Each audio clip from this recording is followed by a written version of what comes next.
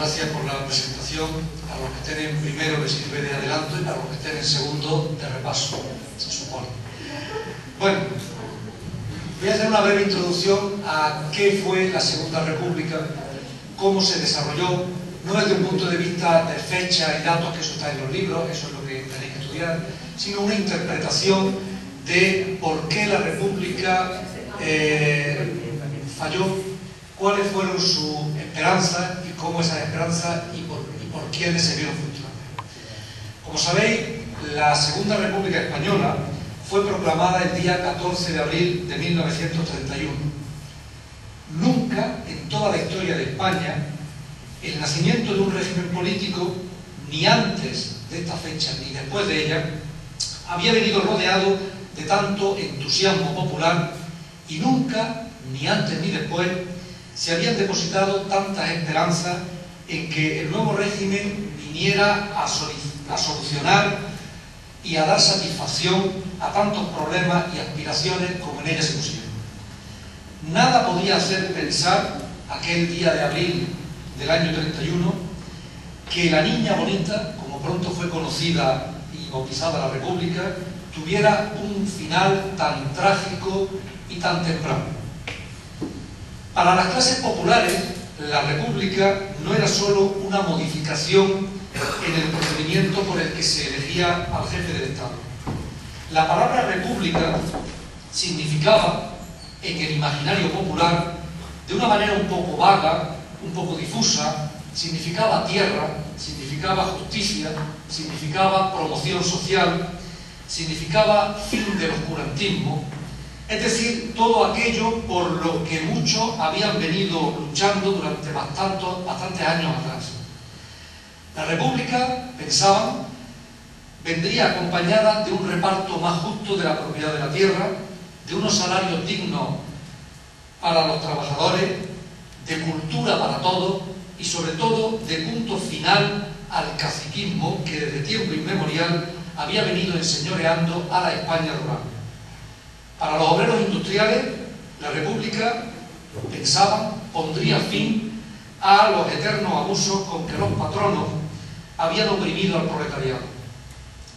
Lo habían oprimido haciendo negocios fabulosos, consiguiendo pingües beneficios a base de unos sueldos miserables y de unas condiciones laborales en las que se desconocía cualquier tipo de asistencia social. Por último, para los pensadores, para los intelectuales, la República venía a ser el fin del atraso secular español. La República era la razón frente al oscurantismo medieval, frente a la España negra e ignorante, frente al analfabetismo imperante en la sociedad de la época. Ahora bien, si para muchos la República era todo esto, era la solución a todos los males, otros la veían con temor. Todos aquellos que habían vivido cómodamente instalados en sus privilegios vieron con desagrado la llegada de un nuevo régimen político que pensaban podría hacer tambalear su situación y no dudaron en enmascarar este deseo de continuar en el disfrute de sus privilegios envolviéndolo en una serie de ropajes y sutilezas ideológicas. Para su desgracia, además, la República nació en un momento difícil. La crisis mundial de 1929, cuya expresión más conocida es el famoso crack de la bolsa neoyorquina, va a coincidir con una serie de cambios a nivel mundial justo en el mismo momento en el que el nuevo régimen español daba sus primeros pasos. El liberalismo económico clásico fue cuestionado, pero también lo fue el político. Se produjeron en esta época los ascensos de movimientos totalitarios, tanto en Alemania como en Italia, las relaciones internacionales se crisparon, muchos políticos llegaron a creer que era cerrándose al mundo exterior como mejor se podían combatir los perniciosos efectos de la crisis, lo que llevó a una gran insolidaridad internacional.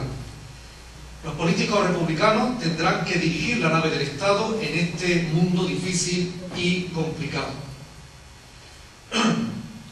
La República, bajo mi punto de vista, fracasó por la conjunción de tres factores, de tres causas, que si aisladamente podían haber sido combatidos con cierta eficacia, se unieron y unidos tuvieron un efecto letal. En primer lugar, los deseos y ambiciones de quienes estaban ávidos de cambio no tuvieron quizá la paciencia que hubiera sido de desear para que estas mudanzas se hubieran hecho con cierta garantía. La sed de tierra y de justicia social produjo incidentes, como por ejemplo el de Casavieja. La sed de justicia por parte de los trabajadores y también el temor a un involucionismo político por parte de la seda llevó a revueltas como la de los mineros en Asturias. La ansia autonomista provocaron incidentes como los de Barcelona de 1934 y todos ellos fueron reprimidos con demasiada dureza. Es posible que no se hubiera podido hacer de otro modo, pero es cierto también que sembraron el camino de la República de unos odios, de unos deseos de venganza que serían bastante difíciles de erradicar y que estallarían de manera violenta en el verano de 1937. Por otra parte, las clases acomodadas exageraron el temor a los males que según ella la República traía.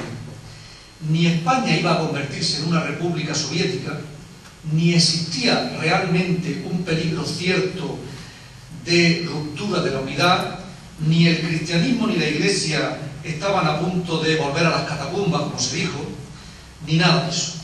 Es cierto que los excesos verbales de unos y otros contribuyeron a fomentar un ambiente un poco apocalíptico que en nada contribuía a la mesura que era necesaria en tiempos tan difíciles.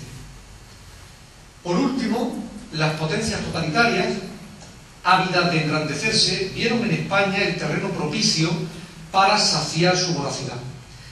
Las potencias democráticas, me refiero en especial a Francia y a Gran Bretaña, fueron bastante timoratas al respecto. La historia se encargó de no darle la razón. Ni Austria, ni Checoslovaquia, ni España fueron suficientes para saciar el ansia expansionista nazi-fascista. Hubo que pararle los pies en Polonia, pero esto será ya la Segunda Guerra Mundial. Eso para España llegaba demasiado tarde. El error de apreciación política por parte de los países democráticos fue muy grave y España lo pagó muy caro. De algún modo lo seguimos pagando en la actualidad. Miles y miles de muertos, de heridos, de damnificados, exiliados, un atraso considerable con respecto a la Europa que nos rodea, es el elevadísimo precio que hemos tenido que satisfacer por tantos errores. Ojalá que asociaciones como las de la memoria histórica y la memoria histórica en un sentido genérico sirvan para que estos errores del pasado no vuelvan a repetirse.